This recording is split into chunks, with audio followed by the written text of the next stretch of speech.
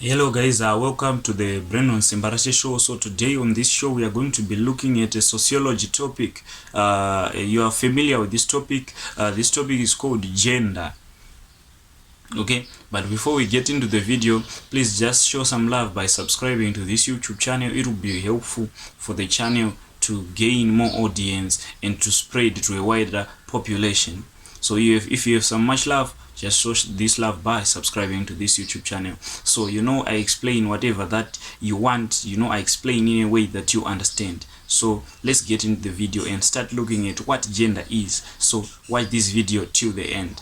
So I'm going to start by defining what gender is. After defining gender, we are going to define what is sex. We are also going to be defining what are sex roles and what are gender roles. So this is important to know these things. Why? Because some questions they are going to come saying distinguish between gender and sex. So from what I'm going to give you, you're going to be good at distinguishing gender and sex. Also, you're going to in some examination, you're also going to be asked the definitions of gender. You're also going to be asked the definition of gender and sex. You're also going to be asked the definition of sex roles and gender roles. So let's get in the video. So Domosh and Seeger define gender as culture's assumptions about the differences between men and women. Okay, so just gender is the culture's assumptions about the differences between men and women, the roles they play in the society, what they represent, and their character. This is gender. So gender have something much to do with culture, and gender does not mean that you being a male, you being a female, but gender have to do with the roles that you play in the society. So gender is the culture's assumptions about the differences between men and women in the society. Okay, these differences, I say these differences include what you represent in the society, the roles you play, and your character in the society. That is gender for you. So we also have another term which is called sex under this topic. So what is sex? Sex, it is the biological differences between men and women in the society. So gender have something more to do with your biology, your biological makeup. That is sex.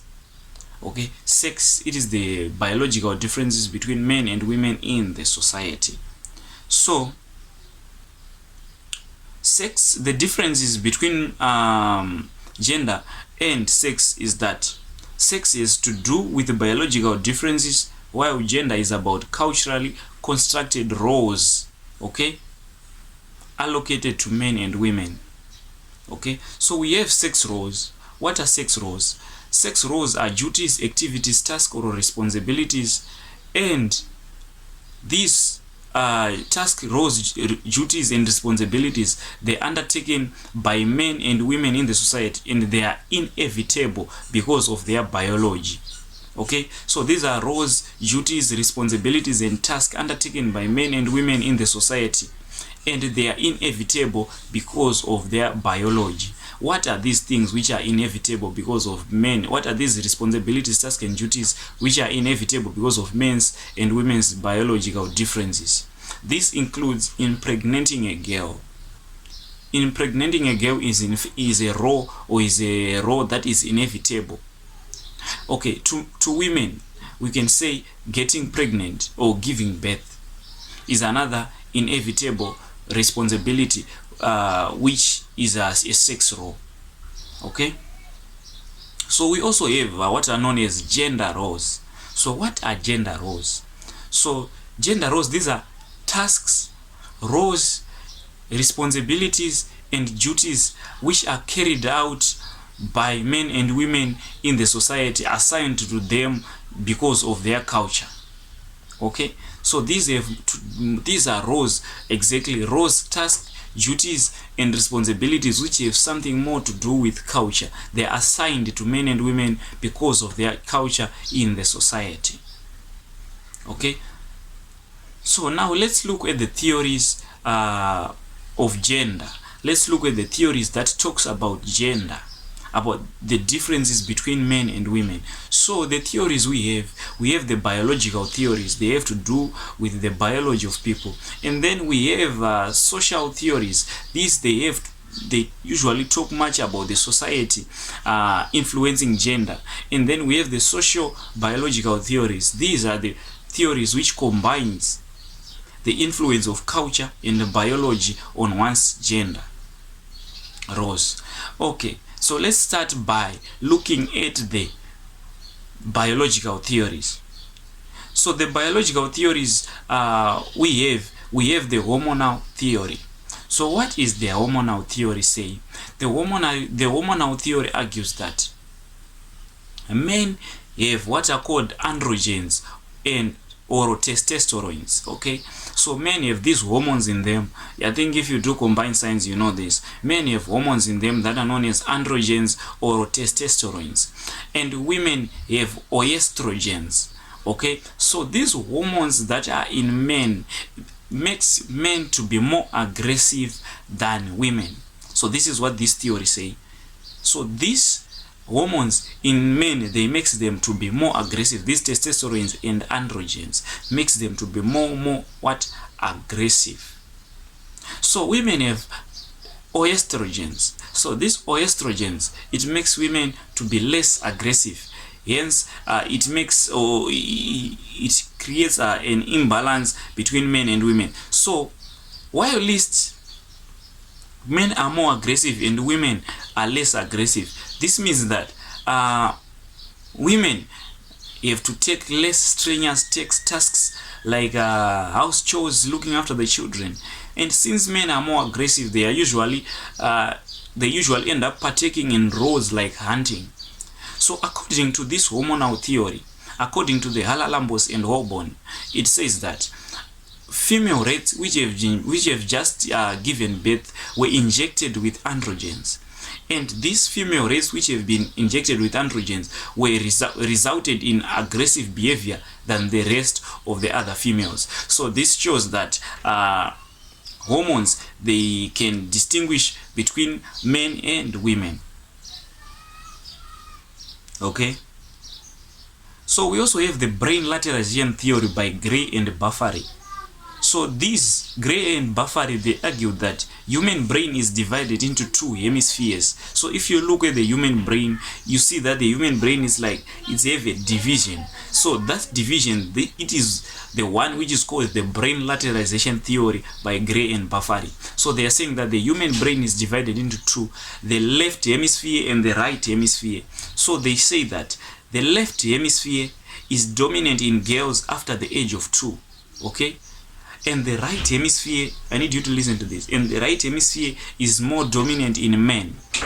Okay, so women, they are dominant, their left hemisphere is the one which is dominant. So women end up being good in analytical skills, and they are good in verbally, they are good verbally, but the men's right hemisphere is more dominant, and this result in men being good in mathematical skills, mechanics, and other things.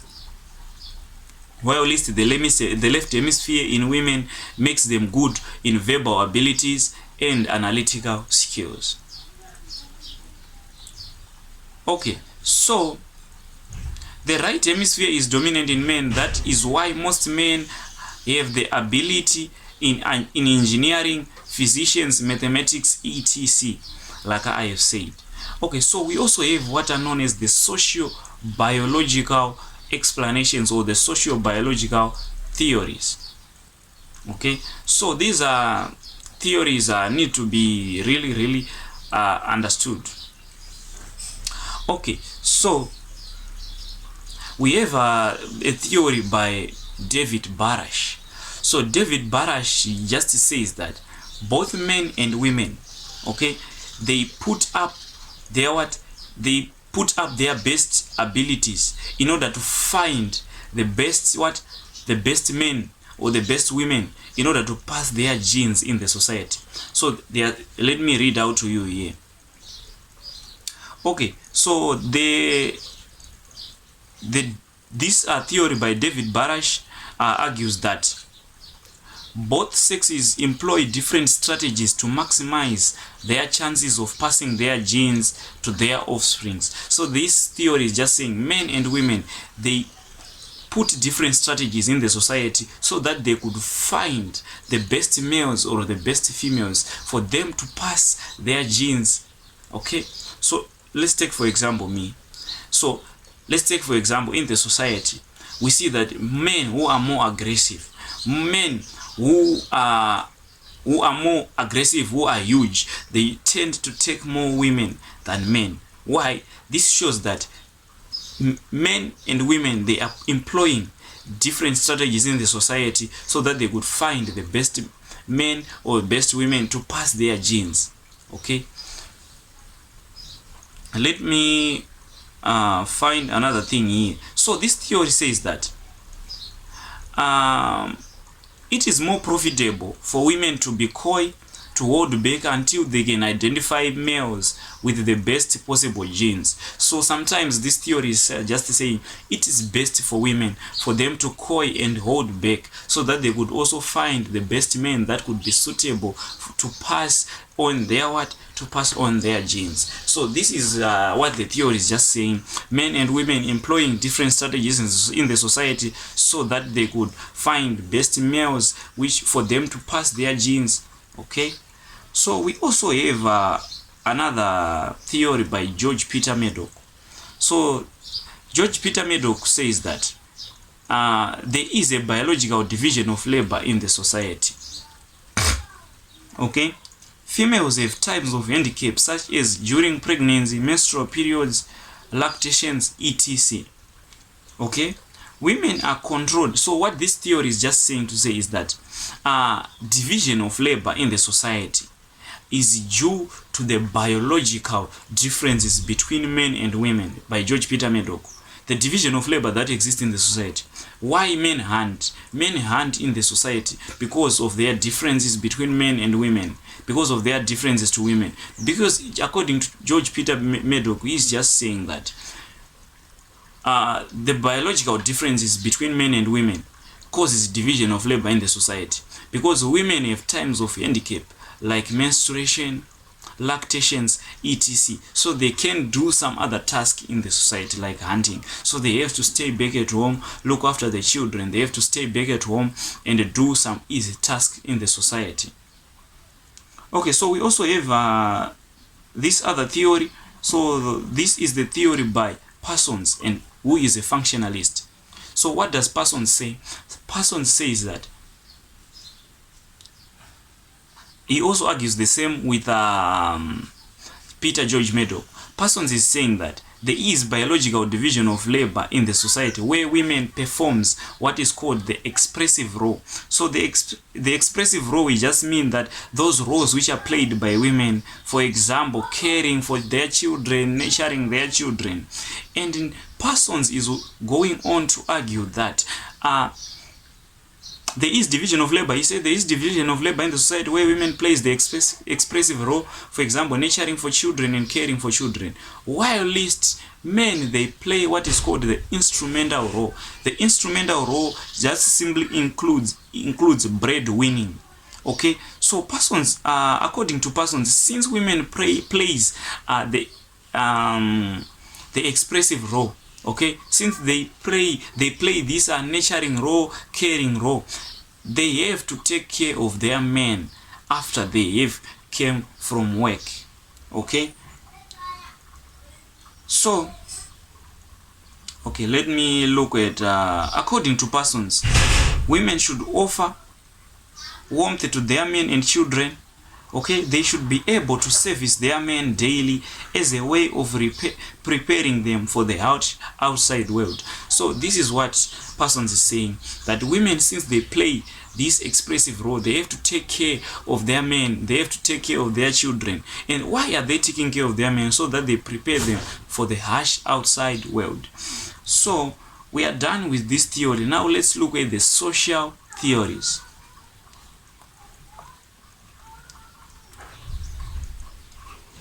Okay, So the social theories we have the liberal feminist theory, the Marxist feminist theory, and we also have the radical feminist theory. Okay, so we have many theories on these social theories. I'm just going to give a few theories, maybe 5 or 6 theories, for you to be really supplemented. So we have the liberal feminist theory. So the liberal feminist theory, so these people, they are the feminists that these feminists, they say that neither men or women, okay, so they argue that women are unequal to men. Okay, they argue that there is inequality between men and women. Okay, so that's what I was just trying to say. They argue that there is inequality between men and women in the society.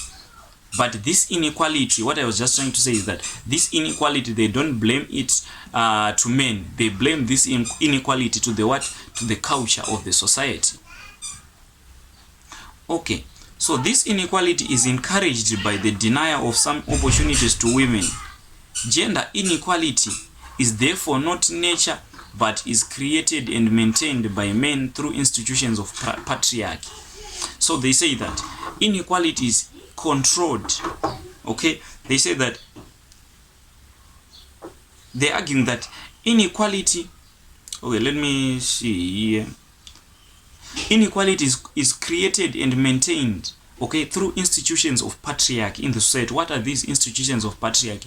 Includes the religion, education, etc. These are institutions of patriarchy. So liberal feminists, they are saying that these institutions, they are creating inequalities between men and women in the society. Okay, so let's move on and look at what does the liberal feminists say. So the solution, they say that the solution they give is that there should be a purpose of rearrangement of patriarchal structures, such as that women would also enjoy the same access to opportunities as men through affirmative action. So what they are just trying to say is that for this inequality to end, okay, they should be measures that should be put in place for there to be equality between men and women in the society. For example, the affirmative action policy. So we also have the Marxist feminists. So these Marxist feminists, they take their ideas from the Marxists, but they take their ideas from the Marxists, but then they say that in the society, it is not men who suppresses women in the society, but it is the capitalist, the evils of the capitalist, which causes the inequality between men and women in the society. Okay, so Marxist feminists, they say that the capitalists, they tend to give jobs to men more than women, and this causes, or this creates an imbalance between men and women in the society. Okay, they also say that in the society, women have to take care of the men's industrial stress, and they are not paid for this labor which they do. Okay, they say that women, they take care of their men after they've came from work, and they are not paid for this.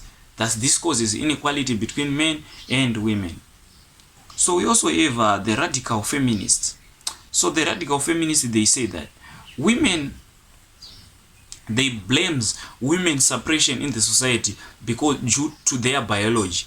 They say that women have times of handicap. Okay, for example, during menstrual period, they say that there are times of handicap. For example, during the times where they will be pregnant. So they are saying that during this time when women are pregnant, when women are menstruating, they tend to depend on men. Okay, and this causes an inequality between men and women. Okay, so women, so they say that women dependence on men is increased by the long periods during which their human infants are dependent. Okay, so they are saying that women, they tend to be more dependent on women, sorry, they tend to be more dependent on men during their times of handicap, like I have said. The interdependence between mother and child, and in turn their dependence on men, is being found in every society. Okay, so they say that for this all to be gone, these radical feminists, for this all to be gone, for the society to have no inequality, we have to do away with what? We have to do away with marriages in the society. Okay, and these are the views of the what? These are the views of the feminists. So we also have another theory which is known as the dual market labor